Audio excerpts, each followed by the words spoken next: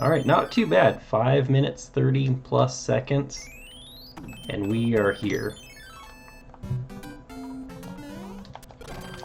So you have technically seen this level because I was trying to get a little bit of a power-up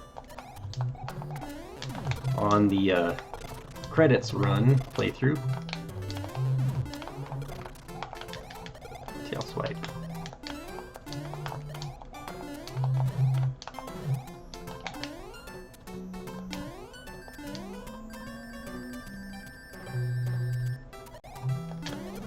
Oh! Oh man, I tail swiped and killed it. Did you see that? And yet, it wasn't enough because the hitbox was still there and it shrunk me. Programming, ladies and gentlemen, programming.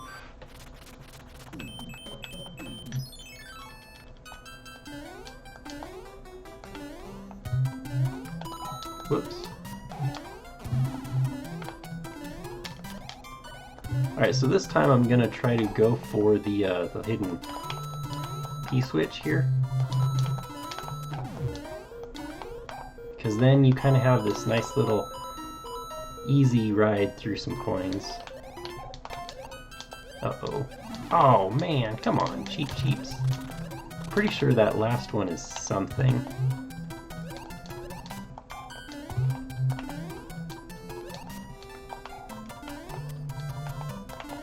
And had I not fallen off the platform, I could check. Nope, it was empty. Never mind.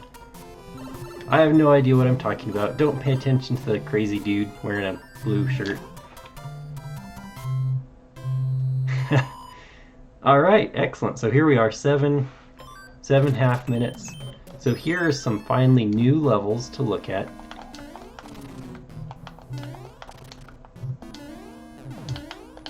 Oh.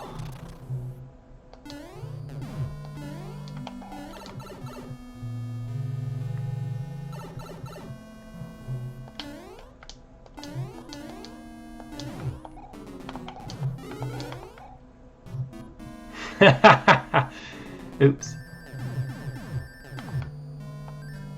Don't you love the color palette on this, though? One thing I love about this game as opposed to,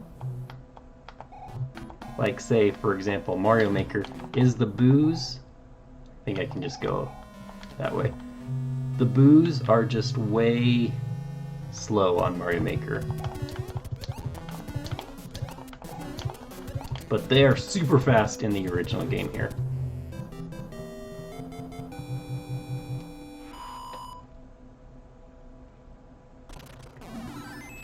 Alright, so, well, let's defeat this right quick.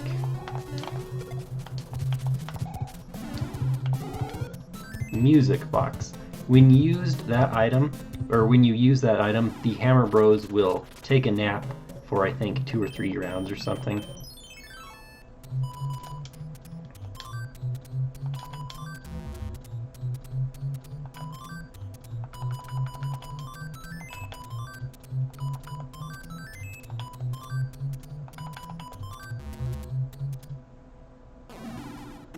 Alright, so essentially, if you saw when we defeated that castle, even when you continue, castles stay destroyed. So this would be then accessible to us. Let me grab this item right quick. So the idea is pretty stinking fair, to be honest. Because let's say we game over right here on World 2. We would actually have access to this pipe.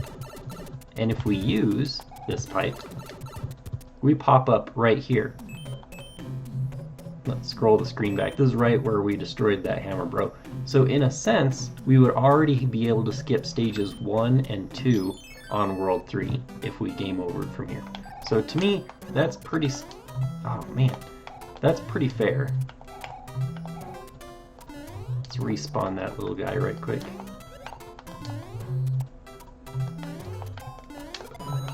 Oh, okay, unintentional shell jump, but there it is. I was trying to get a... there it is, power up.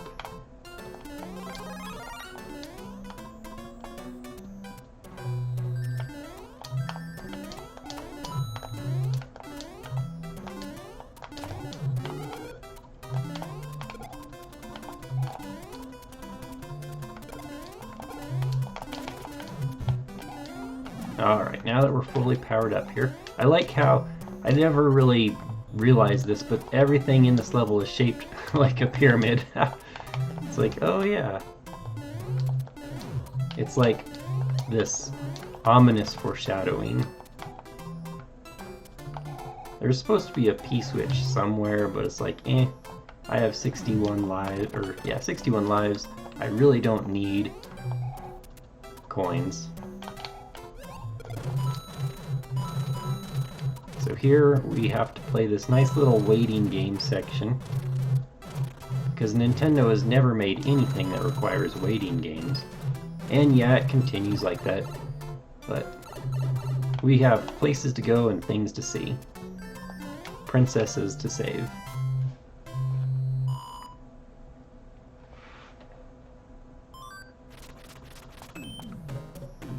Alright, now, every other level you have to be over and then press the A button to enter.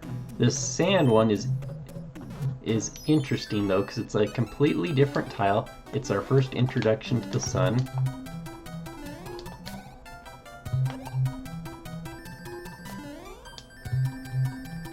So a little tornado, you have to be running fast enough to escape that. Oh no. Well, I think you can even tail swipe the sun. It's like not that scary of an enemy. Okay, no.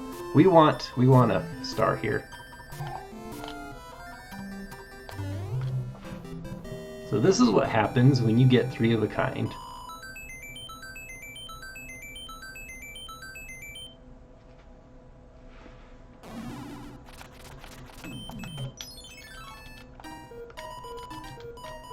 I believe this is a hammer, or do I get the hammer from the other, whatchamacallit, hammer row? We might as well go in order here. Notice there's a brick up there, so if only we hadn't lost our Tanuki suit power-up. Guess I gotta hit this one this way.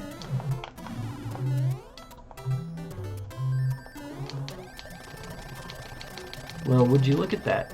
So here is just kind of a nice little bonus area. You'd think there's not a huge amount of secrets in Super Mario Bros. 3 as far as... Let's get these.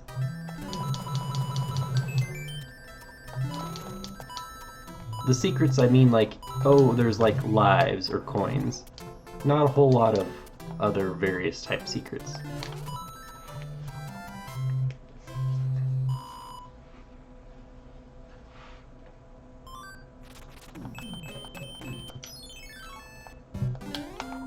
So here is Chain Chomps. Their origin was not Super Mario 64, it was in fact SMB3.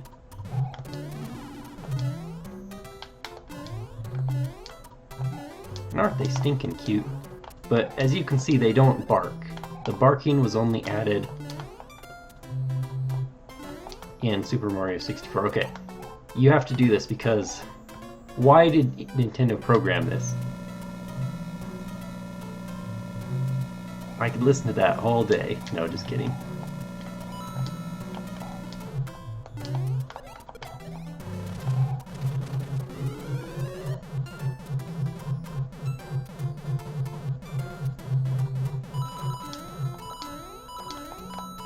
More secrets.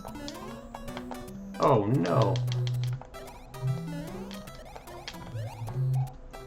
Let's listen to this one more time. Somebody out there needs to make a Run Run Roddy Tops theme over using that sound effect there. Alright, sometimes, not until a little bit later, sometimes the secret areas are more than just a coin or life, but in fact, how would you say, a secret item.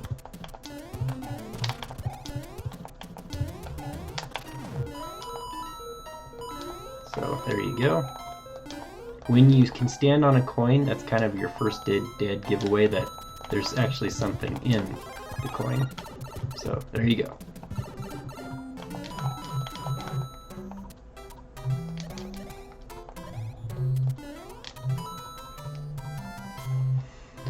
Alright, let's get the hammer bro next, and then we'll do the pyramid level.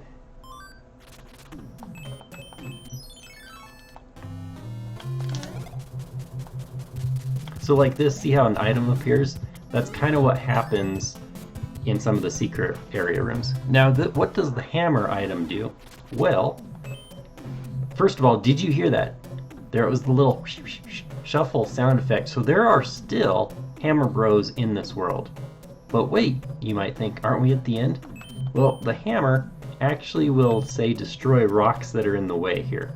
Notice, if we use the hammer there, then we would be able to go left. However, that secret here is a secret path. I most definitely don't need to use this, but just to show this off, we can get an extra free item and then defeat one more hammer bro.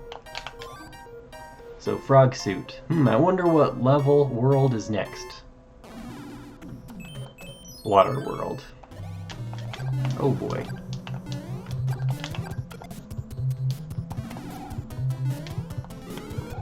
Alright, so there we have another warping flute item.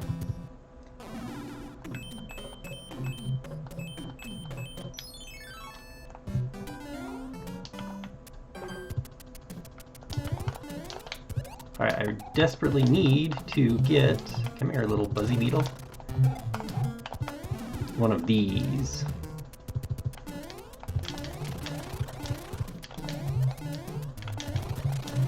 Totally going to not remember the way through this, but hey, we'll brute force our way eventually.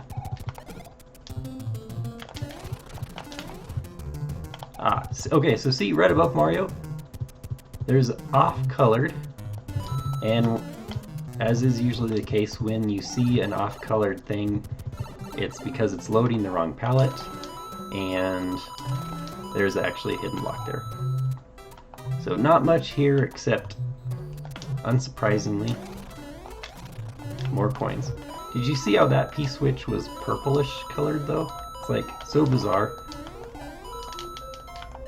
I love back in the Nintendo days where palettes were so sparse that you have a lot of items and enemies and stuff that aren't using some global palette through the entire game, but it's just for whatever level that you're on.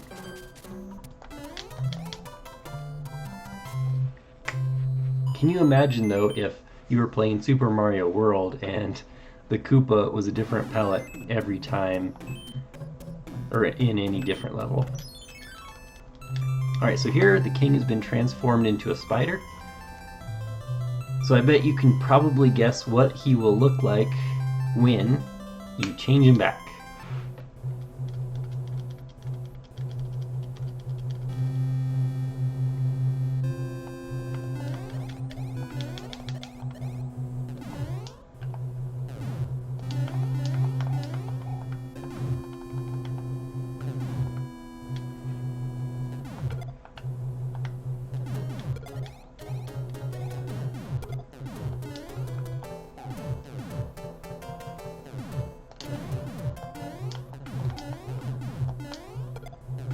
It's interesting, you might notice the sprites stay on the exact same tile as it were. However, when you have this upward and downward scrolling, the bullet bills and everything travel according to the, it's like, see, it looks like they're going, but they're just staying fixed on the same.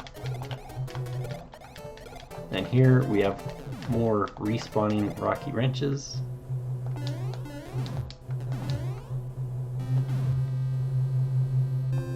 At some point, it might be World 4, the airship actually has a power-up at the end. Oh boy, I really love Morton Jr.'s palette, the gray.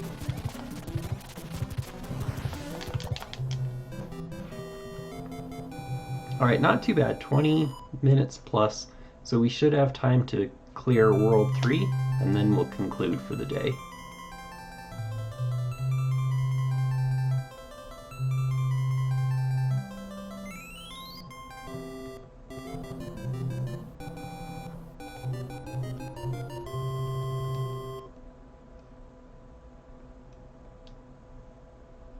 So the letter from the princess this time tells us, "Greetings, you can stomp on your enemies using Kurobo's shoe. I have enclosed a jewel that helps protect you."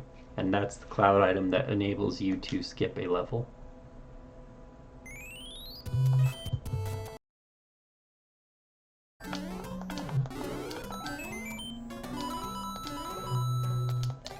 Learning has taken place. Instead of hitting the first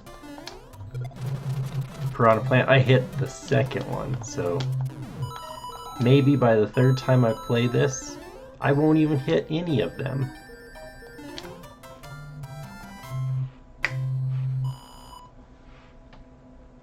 So what this level reminded me of the last time I played this, but I didn't share, but thought, hey, why not this time, was, have you ever played Luigi's Mansion for the GameCube?